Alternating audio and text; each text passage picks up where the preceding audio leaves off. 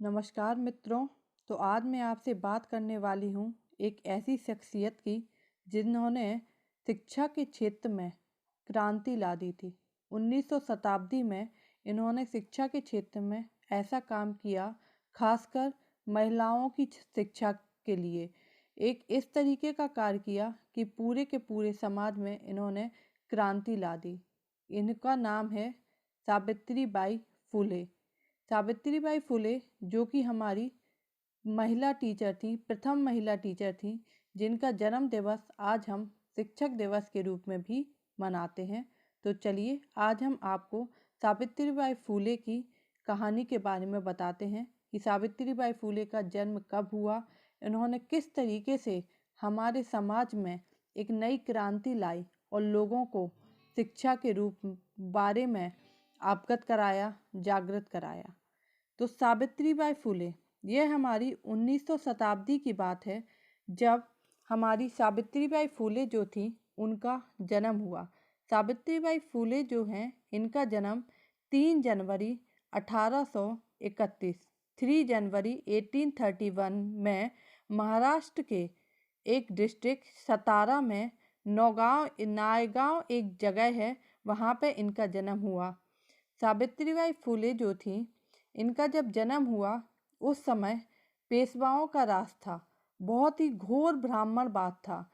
इतना ब्राह्मणवाद था कि सिर्फ वहाँ पे उन्हीं का राज्य चलता था। वह जैसा बोलते थे वैसा ही राज चलता था। जो हमारे ब्रिटिश के कानून बने थे, नियम बने थे, उसके अकॉर्डिंग, रूल्स लॉ के अकॉर्डिंग कुछ नहीं चलता था। सब कुछ ब्राह्मणों का राज था। ब्राह्मण जैसा बोलते थे, वह जैसा चाहते थे वैसा ही वहाँ होता था। उस समय की बात है जब महिलाओं के साथ बहुत अत्याचार हुआ करते थे। जैसे हमारा बाल विवाह हो गया, छोटी ही उम्र में शादियां कर दी जाती थी, या तो छोटे में ही लड़कियों की शादी पक्की कर दी जाती थी। 3 तरह के विवाह होते थे उस टाइम पे। या फिर लड़की बहुत छोटी है कि 9-10 साल की है और लड़का 50 साल का है, उससे शादी कर दी जाती थी। इस तरह की शादियां होती थी। या एक और तीसरी जो शादी होती थी, वो ऐसा होता था कि जो गरीब परिवार के लोग थे, जिनके पास पैसा नहीं था, वो शादी के नाम पे अपनी लड़कियों को बेच देते थे। तो इस तरीके की वहाँ उस समय में शादियां होती थी, जिससे महिलाएं बहुत पीड़ित होती थी। दूसरा, छूत अछूत। छूत अछूत उस समय बहुत ज़्यादा था। जो हमारे नीचे जात के लोग थे, उनको बहुत ज़्यादा परेशान किया जाता था। जो लोअर कास्ट के लोग थे, उनको इतना परेशान किया जाता था, उनको कभी शिक्षा में आगे नहीं बढ़ने दिया जाता था। चाहे पुरुष हों, चाहे महिलाएं हों, उनको शिक्षा का अधिकार ही नहीं था। अगर वह शिक्षा लेने जाते थे, जैसे आपने डॉक्टर भीमराव अंबेडकर की कहानी को भी सुना है कि उनको भी शिक्षा प्राप्त करने के लिए बहुत संघर्ष करना पड़ा। तो वह एक पुरुष थे, तब भी उन्हें इतना संघर्ष करना पड़ा, उसी समय की बात है। तो ये और महिलाएं थी, तो महिलाओं की दुर्दशा तो उस समय बहुत ही खराब थी कि उन्हें उस सोसाइटी में वहाँ रहना, मान लीजिए आपकी अगर महिला है तो समझ लीजिए कि उस समय के लिए अभिशाप था कि वह कुछ करेगी ही नहीं। वह जन्म ली है, उसकी शादी कर दो, हो गया। अगर उसका पति मर जाता है तो उसको विधवा कर दिया, विधवा हो जाती है तो उसका पूरा सर मुड़वा दिया जाता था। या सती प्रथा चलता था कि पति के साथ ही उसको भी जलती आग में जिंदा जला दिया जाता था। तो आप समझ सकते हैं कि उस समय कितनी क्रूरता थी, महिलाओं पे कितना ज़्यादा अत्याचार होता था। तो उसी समय हमारी सावित्रीबाई फुले ने जन्म लिया। वह बहुत ही पढ़ने की बहुत ही इच्छुक थी, बहुत ही होशियार थी, उन्हें पढ़ने का बहुत शौक था। लेकिन जैसा समाज था कि समाज उन्हें पढ़ने आगे नहीं दे सकता था। अब वह पढ़ने का इच्छा दिखाती थी तो समाज उनको नकार देता था, कहता था कि आप नहीं पढ़ सकती हैं, महिला हैं, आपको पढ़ने का अधिकार नहीं है। अगर आप पढ़ लिख जाएंगी तो आप, इस तरीके के उनको स्टेटमेंट दिए जाते थे कि अगर आप पढ़ लिख जाएंगी तो आपका बनाया हुआ भोजन आपके पति के लिए श्राप हो जाएगा। वह इतनी छोटी थी कि उनको समझ ही नहीं आता था कि लोग क्या बोल रहे हैं, बट वह बहुत ही ज़्यादा पढ़ाई के लिए इच्छुक थी। बट उनकी उनकी शादी 9 साल की उम्र में उनकी शादी एक 12 साल के लड़के से कर दी गई, जिसका नाम था ज्योतिराव फुले। 1840 में उनकी शादी ज्योतिराव फुले से कर दी गई। ज्योतिराव फुले एक बहुत बड़े राइटर थे, थिंकर थे, एक सोशल एक्टिविस्ट थे, सोशल रिफॉर्मर थे, मतलब सोसाइटी के लिए बहुत काम करते थे, बहुत सोच विचार थे, काफ़ी पढ़े लिखे थे, वो राइटर भी थे, कहानियाँ लिखते थे, किताबें लिखते थे। तो उनकी शादी ज्योतिराव फुले से कर दी गई। ज्योतिराव फुले ने देखा कि जो सावित्री बाई हैं उनका पढ़ाई के लिए बहुत इंटरेस्ट है। उनको एक बार किसी ने एक किताब दी तो वो बहुत ही खुश हो गई और उसको बड़े ही चाव से पढ़ती थी। उनको पढ़ना लिखना उस टाइम नहीं आता था, बट उनको लगता था कि हमें पढ़ना है, तो मतलब उस किताब को देख के वो बहुत ही खुश हुई। तो ज्योतिराव फुले ने यह देखा कि ये तो पढ़ाई के लिए बहुत ही ज़्यादा इच्छुक हैं, तो उन्होंने खुद उनको पढ़ाया, उन्होंने खुद उनको शिक्षित किया, उन्होंने खुद उनको शिक्षित भी किया। इसके साथ साथ उन्होंने उन्हें ट्रेनिंग स्कूल भी भेजा ताकि वह एक बाकायदा डिग्री ले सकें और आगे बढ़ सकें। तो उन्होंने अहमदाबाद नगर के एक फरार इंस्टीट्यूशन में उन्हें ट्रेनिंग के लिए भेजा और वहाँ से उन्हें ट्रेनिंग दिलाई और उन्हें पूरे तरीके से शिक्षित किया। उनको शिक्षित करने के बाद वह बहुत ही खुश रहते थे। एक बार ज्योतिराव फुले बाहर गए और उन्होंने देखा कि एक औरत आत्महत्या कर रही है। उन्होंने पूछा उससे कि आप आत्महत्या क्यों कर रही हैं? तो उन्होंने कहा कि क्या मतलब, मेरा जीने का क्या मतलब है? लोग मुझे इस तरीके से बोलते हैं, पढ़ाई का कोई अधिकार नहीं है। तब उन्हें बहुत ही दुख हुआ और उन्होंने सोचा कि हमें सिर्फ अपने लिए, खाली अगर हम सिर्फ अपने घर के बारे में सोचते हैं, बट जब तक समाज नहीं सुधरेगा तब तक, या हम समाज में कुछ अच्छा नहीं होगा, तो हमारे घर में अगर कुछ अच्छा हो भी जाएगा तो उससे क्या होगा। तो उन्होंने समाज के लिए सोचा और सोचा कि हम किस तरीके से समाज में पढ़ाई का आंदोलन खड़ा करें, किस तरीके से, जैसे हमने आपको पढ़ाया है, हमने अपनी पत्नी को शिक्षित किया है, ऐसे क्यों ना समाज की बाकी सारी महिलाएं, बाकी सारी लड़कियां भी शिक्षित हों। तो उन्होंने अपनी पत्नी सावित्रीबाई फूले से कहा कि मैं तो समाज में लड़कियों को पढ़ा नहीं सकता हूँ, तो क्या आप मेरी मदद करेंगी? उन्होंने कहा बेशक, मैं आपकी मदद करूँगी। तो उन्होंने सावित्रीबाई फूले से कहा कि आप जाइए, गांव-गांव जाकर, घर-घर जाकर लड़कियों को प्रेरित करिए कि वह शिक्षा लें और आप उन्हें शिक्षित कीजिए। तो यहीं से सावित्रीबाई फुले की संघर्ष की कहानी चालू हो जाती है। उन्होंने काफ़ी संघर्ष किया। वह गांव-गांव जाके वहाँ के लोगों को प्रेरित करती थी कि आप अपनी लड़कियों को हमारे पास भेजें, हम उन्हें शिक्षित करेंगे, उन्हें पढ़ाएंगे। क्या आप नहीं चाहते कि आपकी लड़कियां आगे बढ़ें, पढ़ें, वह अपने अधिकार को समझें कि उनके कौन से अधिकार हैं? इसका कई लोगों ने विरोध किया, तो कई लोगों ने सपोर्ट भी किया, उनके साथ खड़े रहे, बट उनको इसके लिए बहुत सारी मुसीबतों का सामना करना पड़ा, क्योंकि उस समय का जो समाज था वह बिल्कुल नहीं चाहता था कि महिलाएं आगे बढ़ें, महिलाएं पढ़ें, वह अपने कर्तव्य को जानें, या वह अपने जो भी उनके राइट्स हैं, फंडामेंटल राइट्स हैं, उन सबको जाने कि उनके पास क्या क्या अधिकार हैं। तो वो सब उनका बहुत विरोध करते थे। जब वह काम करने जाती थी या फिर लड़कियों को पढ़ाने जाती थी, तो उनके ऊपर कीचड़ फेंका जाता था, गोबर फेंका जाता था, पत्थर भी मारे जाते थे, बट फिर भी उन्होंने अपने कदम पीछे नहीं किए। वह स्वतः आगे बढ़ती गईं और उन्होंने कई लड़कियों को प्रेरित किया और उनको शिक्षा भी दी। इसी में तातल में उन्होंने 1848 में पहली बार लड़कियों को पढ़ाया।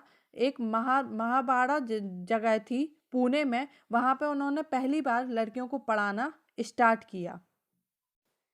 इसके बाद तो उनकी संघर्ष की कहानी चालू हो गई और उन्होंने कई सारे स्कूल खोले। उन्होंने और उनके पति ने मिलके, ज्योतिराव फुले ने मिलके कई सारे स्कूल खोले, कई सारे नाइट स्कूल भी खोले, जहाँ पे एग्रीकल्चर और जो लेबर क्लास के लोग थे उनको पढ़ाया जाता था, क्योंकि वह लोग दिन में उनको टाइम नहीं मिलता था, इसलिए उनके लिए रात को भी स्कूल खोले गए। तो उनका कई सारे लोगों ने विरोध किया, यहाँ तक कि उनके रिलेटिव्स में भी, उनके घर वाले भी विरोध करते थे। और उन्होंने उनको, क्योंकि उनका उस समाज में रहना मुश्किल हो गया था, उनके घर वालों का भी, तो उन्होंने उनसे कहा कि आप लोग यहाँ से निकल जाइए। और ज्योतिराव फुले और सावित्रीबाई फुले दोनों ही लोग घर छोड़कर अपने एक दोस्त के यहाँ जाते हैं, जिसका नाम था उस्मान शेख, और उनकी बीबी थी फातिमा शेख। उनकी जो बीबी थी उनके दोस्त की, फातिमा शेख, वह बहुत पढ़ी हुई लिखी हुई थी, वह बहुत ज़्यादा होशियार थी। तो उनकी, फातिमा शेख की और सावित्रीबाई फुले की गहरी दोस्ती हो गई, और दोनों ने मिलके फिर पढ़ाना चालू किया। 1851 में इन्होंने 3 स्कूल स्टार्ट किए पुणे में, लड़कियों के लिए खास तौर पर, जिसमें कम से कम 150 बच्चे एनरोल्ड थे। इन्होंने एक महिला सेवल मंडल की भी स्थापना की, जिसका मुख्य उद्देश्य था कि हम किस तरीके से औरतों को, महिलाओं को उनके राइट्स के बारे में, उनके अधिकार के बारे में अवेयर कराएं, उनको जागृत कराएं कि उनके क्या क्या हमारे राइट्स हैं, उनकी जो डिग्निटी हैं, और जो भी और सोशल इश्यूज थे जो हमारे समाज में, कि उनके साथ क्या क्या गलत हो रहा है। मतलब जो भी औरतें थी, महिलाएं थी, उनको जागृत कराया जाए कि उनके पास क्या क्या राइट्स हैं, उनको कौन अगर कोई परेशान करता है तो किस तरीके से वह अपनी आवाज़ उठा सकती हैं। मेन उनका उद्देश्य यही था, ये जो महिला सेवा मंडल था उसका। इसके बाद 1850 में इन्होंने 2 एजुकेशनल ट्रस्ट चालू किए। एक था हमारा नेटिव फीमेल स्कूल के नाम से पुणे में, और एक था बाल हत्या प्रतिबंधक गृह, जो इन्होंने 1863 में चालू किया। 1873 में 24 सितंबर 1873 को पुणे में इन्होंने एक सत्य शोधक समाज की स्थापना की, जिसके फाउंडर थे ज्योतिराव फुले। और ज्योतिराव फुले के निधन के बाद जो हमारी सावित्रीबाई फुले थी, वह इसकी संस्थापक हो गई, और इन्होंने इसको देखा और संभाला।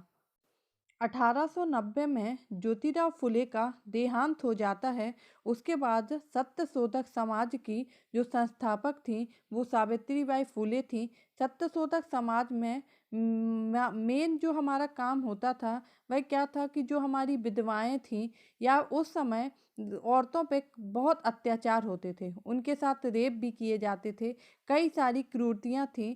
तो उनके पेट में जो भी बच्चे रह जाते थे या जो भी विधवा हो जाती थी, तो उनके सर मुड़वा दिया जाता था, उन्हें घर से निकाल दिया जाता था। ना तो मायके वाले पूछते थे, ना ससुराल वाले पूछते थे। अब उनके पेट में जो भी बच्चा रह जाता था, तो यह उनको देखती थी, उनको पालन पोषण करती थी, तो बोलती थी कि आपका नाम किसी को नहीं बताया जाएगा, आप हमारे यहाँ आएँ और आपकी और आपके बच्चे की दोनों की सेवा की जाएगी, उनकी देखरेख की जाएगी। तो इनका बहुत ही समाज के लिए, पढ़ाई के क्षेत्र में तो इनका बहुत ही काम था ही। इन्होंने तो औरतों के, महिलाओं के लिए एक चिंगारी जला दी थी पढ़ाई के क्षेत्र में, क्योंकि अगर इन्होंने पढ़ाई को स्टार्ट नहीं किया होता तो हो सकता है कि आज हम महिलाएं शिक्षित ना होते। तो जो हमारी शिक्षित का श्रेय जाता है वो आज सावित्रीबाई फुले को ही जाता है। इन्होंने इन जो सावित्रीबाई फुले और ज्योतिराव फुले को कोई बच्चा नहीं हो रहा था, तो इन्होंने एक बच्चे को अडॉप्ट किया था, जिसका नाम था यशवंत राव। यशवंत राव फुले यह एक डॉक्टर बने हुए थे, मतलब एक डॉक्टर थे। और इन्होंने महाराष्ट्र में जिस टाइम पे प्लेग फैला हुआ था, आपको पता है कि 2-3 महीने बहुत खतरनाक प्लेग फैला हुआ था, तो इन्होंने और इनकी माँ ने मिलके, सावित्रीबाई फुले ने एक हॉस्पिटल बनाया था, और वहाँ पे ये जो भी प्लेग से पीड़ित लोग थे उनकी देखभाल करते थे। क्योंकि उस समय ऐसा था कि अगर जिसको भी प्लेग हो गया है तो जो हमारी ब्रिटिश सरकार थी वो उन्हें सीधा गोली मार देती थी। तो ये इनकी देखभाल करते थे, जो भी प्लेग से पीड़ित था वो यहाँ पे आता था और इनकी देखभाल करता था। और इसी प्लेग से जो हमारी सावित्रीबाई फुले थी वो भी पीड़ित हो गई थी, और 10 मार्च 1897 को इसी कारण इनका निधन हो गया था। तो सावित्रीबाई फुले एक महान शख्सियत थी, जो कि एक ज्योत थी क्रांति की, जिन्होंने एक ज्योत जलाई थी, और वो लॉ इस तरीके से हमारे समाज में उठी कि उन्होंने पूरे समाज को ही बदल दिया। उन्होंने और उनके पति ने मिलके कई सारे समाज के लिए काम किए हैं और इसीलिए हम उनका जो जन्म दिवस है 3 जनवरी, उसको आज हम महिला शिक्षक दिवस के रूप में मनाते हैं, क्योंकि वह भारत की पहली महिला शिक्षक थी और उन्होंने महिलाओं के लिए, शिक्षक के लिए बहुत ही कार्य किया। इन्होंने एक बहुत ही शानदार कहानी लिखी थी जिसको हम आपको पढ़कर सुनाते हैं। जाओ जाकर पढ़ो लिखो, बनो आत्मनिर्भर, बनो मेहनती, काम करो, ज्ञान और धन इकट्ठा करो। ज्ञान के बिना सब खो जाता है, ज्ञान के बिना हम जानवर बन जाते हैं। इसलिए खाली ना बैठो, जाओ जाकर शिक्षा लो, दमितों और त्याग दिए गयों के दुखों का अंत करो। तुम्हारे पास सीखने का सुनहरा मौका है, जाओ जाकर पढ़ो लिखो, जाओ जाकर आत्मनिर्भर बनो। तो उन्होंने इस कविता के माध्यम से सभी को कहा है कि जाओ जाकर पढ़ो लिखो। अगर आप पढ़ लिख जाएंगे तो आप आत्मनिर्भर हो जाएंगे, आपको किसी पर डिपेंडेंट नहीं होना पड़ेगा। मेहनत करो और जाकर ज्ञान को बटोरो, धन को इकट्ठा करो। आपके ज्ञान होगा तो आप धन कमा सकते हैं। अगर आपके पास ज्ञान नहीं है तो आपके पास कुछ भी नहीं है।